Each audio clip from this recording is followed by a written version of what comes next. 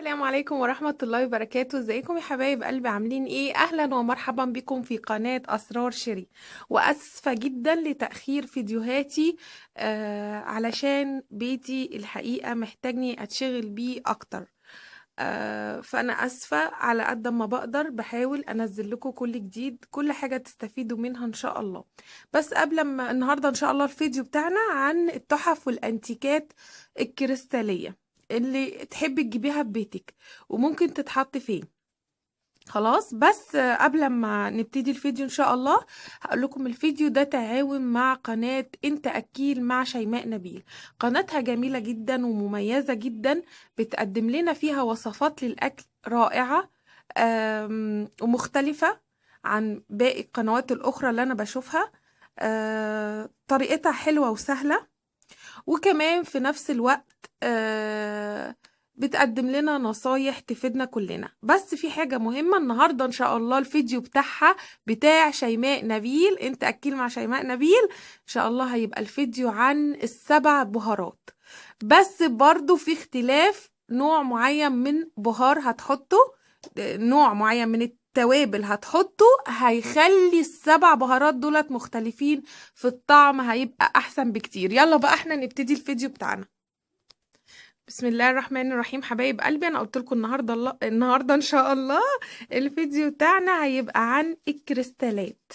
الكريستال وجمال الكريستال، وكريستال دوت صراحة يعني انا بحب ابص له، بس يعني انا كفاية اللي انا بقعد ابص للكريستالات صراحة يعني. منظرها ممتع، آه وفي نفس الوقت بتدي قيمة للبيت، يعني لما بتحطيها وبتدمجيها في الديكورات البيت اللي انت بتحطيها، بتدي البيت نوع من القيمة يعني. حلوة حلوة قوي يعني، ان شاء الله هتعجبكم. بس انا اسفة، هو ممكن ما تبانش قوي لانها بتضوي، فده غصب عننا يعني. آه طبعا الكريستال دوت بيبقى ليه درجة نقاء، بمعنى أصح احنا ممكن نقول عليه ليه درجة من الفرز، يعني في فرز أول، في فرز تاني، في فرز تالت. خلاص، واحنا يعتبر هنا في مصر ما عندناش غير مصنع واحد بس لصنع الكريستالات، هو كريستال عصفور. صراحة من أجمل مصانع الكريستالات، سواء كريستال نجف، كريستال كوبايات، كريستال تحف وأنتيكات، كل الكريستالات ديت. طيب الكريستال هنا قلت لكم فرز، يعني حسب الايه الفرز بتاعه او درجة نقائه. خلاص، وكل ما يكون درجة النقاء اعلى، يكون درجة النقاء بتاعة الكريستال اعلى، كل ما يكون نقي واللمعة تزيد فيه وتبقى زهرة اكتر. طيب كلنا طبعا عارفين ان الكريستال او الزجاج عموما ده من الرمل، وانضف رمل في العالم واصفى وانقى رمل في العالم هو رمل مصر، وعلى فكرة احنا بنصدره. خلاص، بس للأسف هنا ما عندناش مصانع كتير اللي هي تصنع لنا الكريستال، فلذلك بنصدره ويجي لنا على هيئة تحف، لأني ما عندناش مصانع كتيرة منه يعني.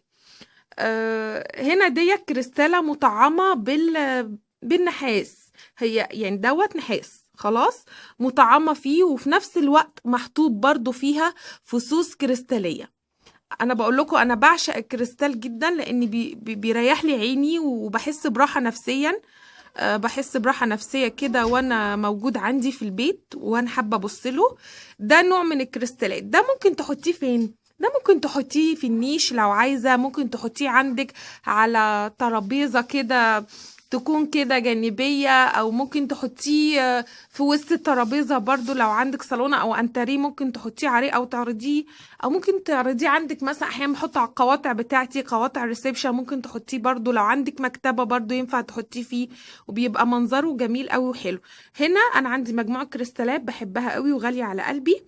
هنا زي ده عنقود عنب، وقلت لكم قبل كده اللي هو فيه مطعم بالنحاس، وفيه برضو كريستالات جواه اللي هي الفصوص. ودوت دي تفاحة جنب عنقود العنب، وبيبقى ليها قاعدة كده من الزجاج بحيث اللي هي تبقى عليهم تشيل المناظر القيمة الحلوة ديت يعني. بالطريقة دي. دوت. لو اي عروسة بتجهز بتحب تجيب الحاجات ديت، او في مقدرتها اللي هي تجيبها تزين بيها بيتها، بتبقى رائعة وقيمة جدا الحاجات اللي زي ديت. خلاص اوريكم شكل تاني. في حاجة برضو زي كده، ديت عبارة عن يعني هما ممكن تكون هو مش بط، لا لان البط مش كده. هما يعني حاجتين حلوين يعني. هو حيوان طائر. هو طائر. المهم يعني بالطريقة دي بيبقى شكلها حلو، بيبقى نعامة، بس النعامة برضو ممكن ما تبقاش كده. عموما يعني نقول ابو اردان. ما علينا، اللي هو بيبقى شكله جميل وحلو قوي. خلاص زي كده. في حاجة تانية برضو جميلة، دي بحبها قوي. هي عبارة عن صدفة كريستالة وجواها فص. خلاص. وانا بجيب الحقيقة انا جايبة الحاجات ديت من كريستال عصفور نفسه، يعني لما بحب اجيب حاجات كريستالية بجيبها من لسان عصفور، مصنع لسان عصفور اللي هنا عندنا في مصر. وفي طبعا كذا فرع ليه. انا عندي هنا فرع في التجمع، وعندي في فرع مشهور، وده اول فرع ليه اللي هو كان في شبرا الخيمة. ده ممتاز ممتاز. والحاجات دي يعني هي مش اوفر، مش غالية قوي، بس يعني ومش رخيصة، يعني في حدود الوسط. واسعارهم انا جايبة حاجتي دي من زمان الحقيقة، فانا ما اقدرش اقول لكم على اسعارها دلوقتي، ان الاسعار اختلفت في كل شيء. حاجة زي كده برضو. ده دبدب جميل وماسك آه، وماسك قلب. ماشي.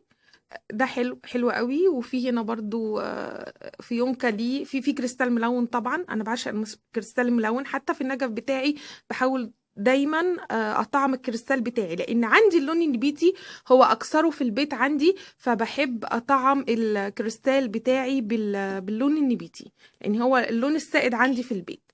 دي برضو كلمة الله وجوه كريستالة جميلة، بحبها قوي برضو.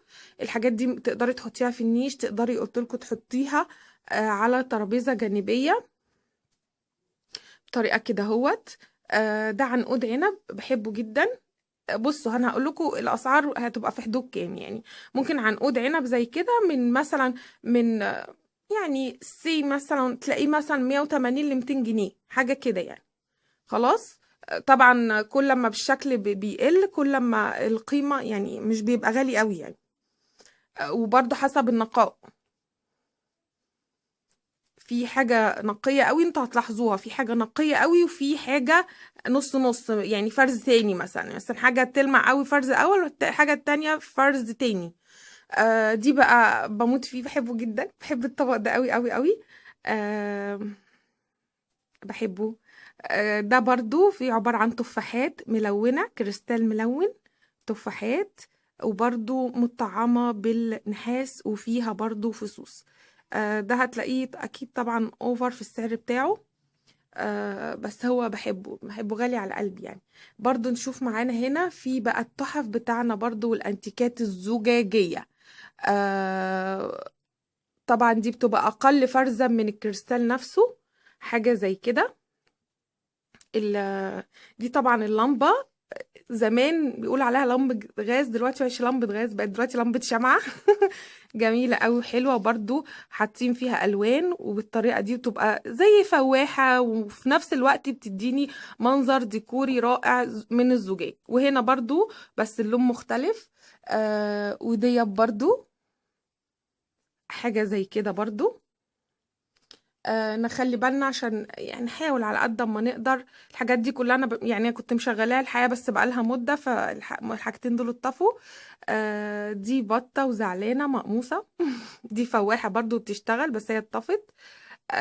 جميله جميله صراحه. حاجات رائعه بجد، بحب الحاجات دي جدا. ولو اي حد بيجهز في بيته بيحبب الديكورات قوي والحاجات دي، انا بقول لكم افكار بحيث لو عجبتكم تنزلوا تدوروا عليها وتجيبوها. آه، اماكنها فين؟ اماكنها اكيد في اماكن كتير، يعني هي مش موجوده في مكان معين فقط، هتلاقيها في كل مكان. دوري على المحلات ديت وانزلي هاتي منها. دي بطه برضو بس مش زعلانه، بحب الحاجات دي قوي، بس حبيت اوريكم النهارده شويه حاجات من التحف والانتيكات الزجاجيه. خلاص. آه اتفضلوا تفاح. بس النهارده هو ده الفيديو بتاعنا. وما تنسوش قناة خليك أكيل مع شيماء نبيل. خلاص، خليك أكيل مع شيماء نبيل. قناتها حلوة ومميزة، وروحوا اتفرجوا على البهارات، السبع بهارات المهمة، وبتغير فيهم حاجة بتدي طعم أحسن وأحسن في البهارات اللي بتستعملها في الأكل. شكرا، كنتم مع قناة أسرار شيري. لو عجبكم الفيديو دوسوا لي لايك وشيروا لي الفيديو بين أصحابكم. واكتبوا لي تعليق جميل زيكم. وأسفة برضو لتأخير فيديوهاتي، والسلام عليكم ورحمة الله وبركاته.